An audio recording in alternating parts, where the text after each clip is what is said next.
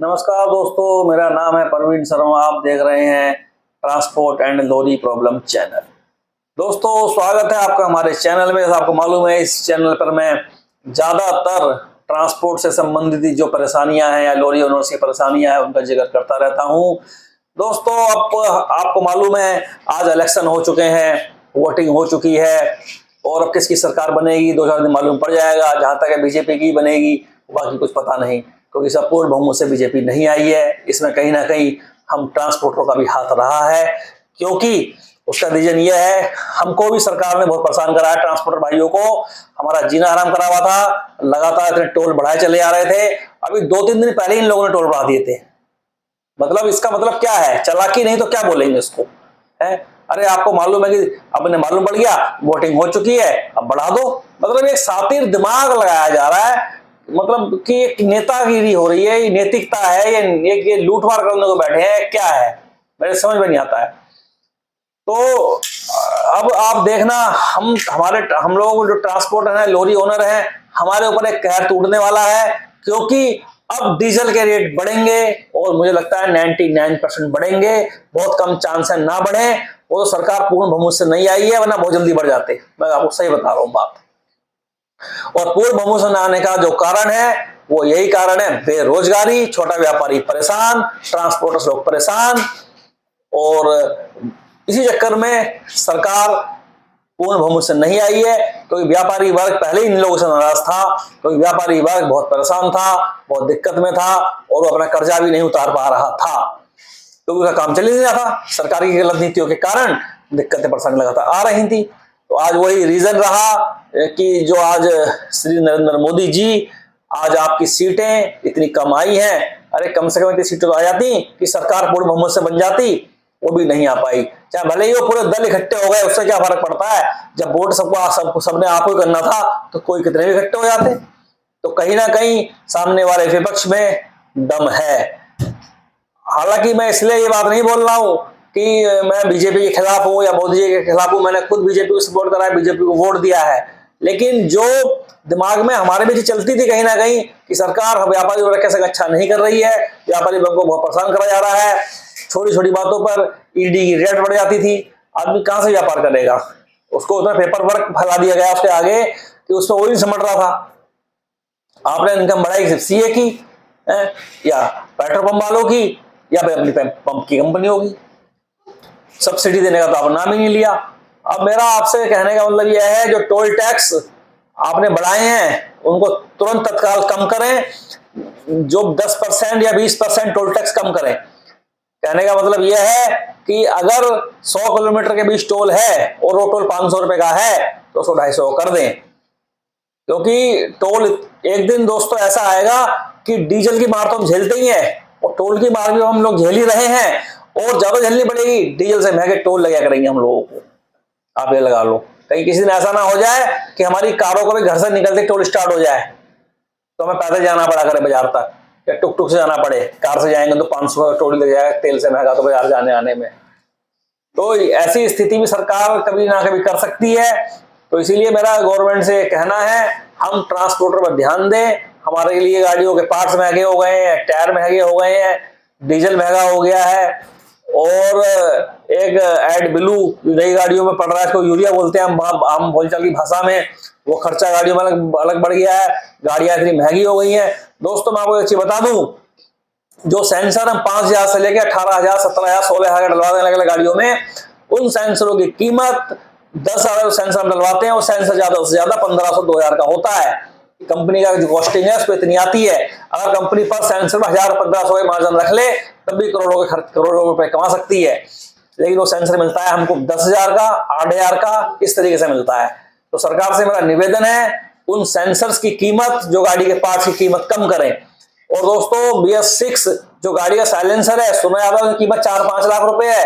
अगर वो मतलब जितने में 4-5 लाख में हम लोग पुरानी गाड़ी खरीद लेते हैं BS3 अच्छी कंडीशन में गाड़ी, 14 मॉडल 15 मॉडल गाड़ी मिल जाएगी BS3 आप लोगों को 5 लाख रुपए की अच्छी खासी गाड़ी, और 5 लाख रुपए का BS6 गाड़ी का साइलेंसर है और उसकी कोई गारंटी नहीं है। अगर वो चोरी हो गया या किसी ने निकाल लिया या वो खराब हो गया, चलो तो भी सही की कोई गारंटी नहीं है। जबकि अगर आपको ये पंखा भी लोगे ना 1000 रुपए का सीलिंग फैन घर में लगाने वाला, उस पंखे की भी गारंटी मिलेगी 2 साल की कम से कम आपको। और कोई भी कंपनी 5-5 साल तक की दे रही है और हम 5 लाख के साइलेंसर की गारंटी नहीं है। बताइए कितनी बड़ी मोनोपोली है। और वो साइलेंसर की कीमत मुश्किल से मुश्किल 50,000 या 70,000 रुपए ऊपर नहीं है, जिसको ये 5 लाख रुपए का लगा गाड़ी बेच रहे हैं। तो बताओ पैसा इनके पास होगा या आपके हमारे पास होगा? हम लोग तो बस फाइनेंस कंपनियों को पैसा देने के लिए बने हैं, महंगी गाड़ियों खरीदे डीलर को कमाई कराने के लिए बने हैं, टोल टैक्स वालों को गाड़ी में फास्टैग लगा के फास्टैग के द्वारा टोल टैक्स कटवाते हैं हम लोग, वो पैसा उनको देने को बने हैं। ठीक है, बाकी जो बचा हुआ टैक्स वालों को, टायर वालों को, पंप वालों को, परमिट वालों को, सरकारी परमिट जो होते हैं, इंश्योरेंस वालों को, ठीक है, बचा कुचा पैसा बेचारे जो हमारे स्टाफ हमारे ड्राइवर वो मेहनत कर रहे हैं उनको देना ही है, उनको देना पड़ जाता है। उसके बाद गाड़ियां खराब होती हैं, क्योंकि पंप का काम होगा, चाहे इंजेक्टर होगा। आजकल आप देखते ही हो अक्सर किलोमीटर वाली गाड़ियां हैं, ड्राइवर लोगों को दिक्कतें आती हैं, वो इंजेक्टर खुलवाते रहते हैं। एक बार इंजेक्टर खुल गया 10-15 हजार का खर्चा मामूली सी बात हो जाना है उसके अंदर। उसके बाद क्या है, इसी चीजों में हम लोगों की सारी टायर बचत चले जाती है। तो इसी कारण से गाड़ी ओनर होता है फिर परेशान। ट्रांसपोर्ट जगत का हाल इसी दिन पर दिन खराब होता चले आ रहा है, कमाई हो नहीं रही है, खर्चे बेहिसाब बढ़ते चले आ रहे हैं, टायर महंगे होते चले आ रहे हैं, डीजल महंगा होता चले आ रहा है। जो व्हीकल 15 साल पुराने व्हीकल तो कटवा दो, खत्म कर दो, तभी नई गाड़ी चल पाएंगी। क्योंकि पार्टी जो हमको भाड़ा देगी वो ये देख के नहीं देगी आप BS6 लेकर के आए हैं उसकी कंपनी के अंदर, या BS3 लाए हैं या BS4 लाए हैं, वो सिर्फ देखेगी ज्यादा से ज्यादा गाड़ी की बॉडी कैसी है, गाड़ी की बॉडी में फर्श में गड्ढे तो नहीं है, बॉडी साफ सुथरी है, बस उसको इस बात से मतलब है। उनको मतलब नहीं है कि आपके गाड़ी नई है या पुरानी है, भाड़ा उन्हें उतना ही देना है। अब बताओ, आदमी गाड़ी का बीमा कराए या साइलेंसर का बीमा अलग से कराना पड़ेगा क्या? अब इस हिसाब से साइलेंसर का बीमा अलग से होगा, गाड़ी के पार्ट्सों के बीमा जो महंगे महंगे पार्ट्स हैं अलग से होंगे, गाड़ी का ECU है, ACM है, पता नहीं क्या क्या उसके अंदर है, 1.5-2 लाख के वो है आइटम। इंजन की कीमत भी अगर आप सुनोगे, पहले के टाइम की गाड़ियों का इंजन 50-60 हजार में हो जाते थे, बढ़िया इंजन नंबर 1 में लगाते तो लगते थे पैसे, मतलब लगते भी नहीं थे, 30-35 हजार इंजन हो जाता था। 2015-16 मॉडल गाड़ी का इंजन आज इतने पैसे में हो जाएगा BS3 का। इन गाड़ियों में तो कभी बताने के ले लेते हैं 1100 से लेकर 1500 रुपए लैपटॉप लगाने के, और 690 रुपए चार्ज, 500 रुपए चार्ज नॉर्मल यूपी उत्तराखंड में है। आप साउथ की तरफ चले जाओ, वहां 1100-1500 रुपए लेते हैं लैपटॉप लगाने के। अब बताओ, खाली ये फीस है बताने की कि हाँ भी आपकी गाड़ी के अंदर ये फॉल्ट है, और वो भी फॉल्ट सही से बता नहीं पाएंगे। ये डॉक्टर भी आइडिया लगाता है कि हाँ जी ये लगा लिया वो लगा लिया, अला ये बीमारी है, उसमें भी क्लियर नहीं होता है। अब बताइए, आप खुद सरकार सोचे, टोल की मार लगातार पड़ रही है, टोल ये जब मन करता बढ़ा देते हैं। इन टोलों पर मेरा आपसे हाथ जोड़ के अंकुश करें, अगर टोल ऐसे बढ़ते रहे तो एक दिन बिल्कुल सारा भाड़ा टोल में चले आएगा और तेल के पैसे में 5 मिनट गाड़ी पहुंचानी पड़ेगी। और कुछ जगह ऐसी भी है कि जहां से गाड़ियों को पैसा लगा बुलाना पड़ता है। ये बात सुनकर सरकार हिल जाएगी आज। अगर कोई गाड़ी चेन्नई से पटना गई है तो चेन्नई से पटना का जो भाड़ा होगा वो तो होगा, इसमें 10-20 हजार से बचेंगे। उसके बाद जो पटना से गाड़ी भरकर रुद्रपुर बुलाएंगे, उस गाड़ी में मल्टी एक्सल में 8 से 10 हजार लगाने पड़ते हैं, तब गाड़ी आती है। अब लोग कहते हैं कि आपने उसका माल ही पहुंचाया और 5 से पैसे भी लगाए। अब ये तो मोटर मालिक मेरी भाषा को समझेंगे मैं क्या कह रहा हूं, उनको पता है। खासकर मैं कंटेनर की बात कर रहा हूं, उसमें मल्टी एक्सल सिंगल एक्सल गाड़ियों की बात कर रहा हूं। बहुत सारी गाड़ी ऐसी हैं जिनमें इन बिहार साइड से या इस एरिया के रोड से ईस्ट साइड से पैसा लगा गाड़ी आती है। इस बात को सुन के विश्वास नहीं करेगा, लेकिन सच्चाई है दोस्तों, और ये सब जानते हैं इस बात को। तो ये सरकार से मेरा निवेदन है, कुछ करे या ना करे, 2 चीजों पर लगाम लगा दे, एक टोल दूसरा डीजल। इन दोनों चीजों पर लगाम लगेगी तभी कुछ हम लोग थोड़ा बहुत काम कर पाएंगे। नहीं तो मैं बता रहा हूं आने वाले समय में काफी जो ट्रांसपोर्टर्स हैं वो बैंकक्रप्ट हो जाएंगे और दिक्कत आएगी, उनकी मजबूरी होगी, क्या करेंगे फिर वो बताओ।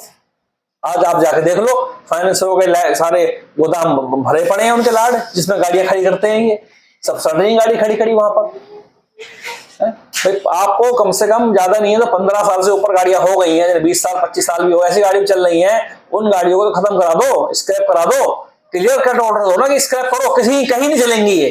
अब आप यहाँ चली जाएंगी वहां चली जाएंगी, तो क्या करेंगे नई गाड़ी वाले? सरकार की नीतियां ठीक नहीं है, पता नहीं कौन नीति बनाता है बैठ के वहां पे। अरे जिस ट्रांसपोर्ट लाइन के एक्सपर्ट को बैठा लो अपने साथ, मैं कह रहा हूं मुझे मत बैठा लो, जिनके पास 5,000 गाड़ियां हैं, 3,000 गाड़ियां हैं, 2,000 गाड़ियां, उनको तो बैठा लो। आप बैठालते किसको? नितिन गडकरी जी बैठे हैं, उनको पास तो गाड़ी भी नहीं है, उन्हें क्या पता? उनको तो गाड़ी में एसी लगा दो, कि उसमें ये लगा दो, कि वो लगा दो, उनको नहीं मालूम जब सबसे माइलेज घटेगा। पहली गाड़ियों के रेट नहीं है, कुछ भाड़ों को फिक्स करो कि भाई यहाँ से यहाँ तक के भाड़े, इससे कम में कोई गाड़ी नहीं जाएगी। चाहे कोई ट्रांसपोर्टर भेजे गाड़ी वाले को, या गाड़ी का डायरेक्ट कॉन्ट्रैक्ट है कंपनी के अंदर से। तो इन चीजों पर भी ध्यान दें, नितिन गडकरी जी ध्यान दे ही नहीं रहे हैं। बस BS6 गाड़ी ले आओ, इसमें यूरिया लगे, प्रदूषण नहीं होगा, ऐसा कुछ नहीं है। आने वाले समय में सभी यूरिया की टंकियां अलग पड़ी होंगी, देख लेना आप, और वैसी गाड़ी चल रही होंगी बिना यूरिया के, प्रदूषण करती हुई। आपके मन का वहम है ये। इंडिया में बहुत जुगाड़ है इन चीजों के। क्या करे, गाड़ी वाले की मजबूरी है। जब वो इन चीजों को चलवाएगा, एक एक सेंसर की कीमत इतनी ज्यादा है कि जो आदमी पकड़ से बाहर है। एजेंसी वाले 1 रुपए की दया नहीं करते हैं। गाड़ी बेचते समय की बातें अलग होती हैं, गाड़ी बेचते समय की बातें अलग होती हैं। बाद में नहीं पूछते हैं, बाद में कमियां देखते हैं, ये नहीं हुआ, वो नहीं हुआ, इसकी गारंटी नहीं है, उसकी गारंटी नहीं है। अब इतने महंगे पार्ट्स हैं, तो क्या सबकी के बीमा अलग अलग करवाएं? ऐसी भी तो ऐसा कोई नियम है क्या? तो महंगे पार्ट्सों की फुल वारंटी करवाएं सरकार, बात करके इन लोगों से, इनकी मीटिंग लें, और जो ये इतने महंगे महंगे पार्ट्स हैं, सेंसर हैं, इनकी कीमतों को कम करें। इनकी कीमत कम से कम 40-45% कम करें, आधी कर दें, इतने भी हैं ये। क्योंकि इनको खर्चा 1,500 का आता है उस सेंसर को या उस पार्ट्स को बनाने का, और ये ले लेते हैं उसके 15,000 रुपए है। तो तुम 15,000 खर्चा 5,000 ले लो। तो इस पर सरकार संज्ञान ले और बिल्कुल इनका पैसा कम करे, जैसे कि हमने स्टेट के करे हैं। जो लगता है हार्ड में बाल लगता है, उसके पैसे सरकार ने कम करे, और उसके बाद जो कुछ दवाइयों पे भी कंट्रोल करा। ऐसी जरूरत है इन गाड़ियों के पार्ट्सों पे कंट्रोल करने की, ताकि जो है एक आम गाड़ी मालिक को परेशानी ना हो, गाड़ियों का रेट डाउन हो। GST 28-18 कर दो, 28-18 नहीं कर सकते तो जो मैं बता रहा हूं वो करो। ठीक है।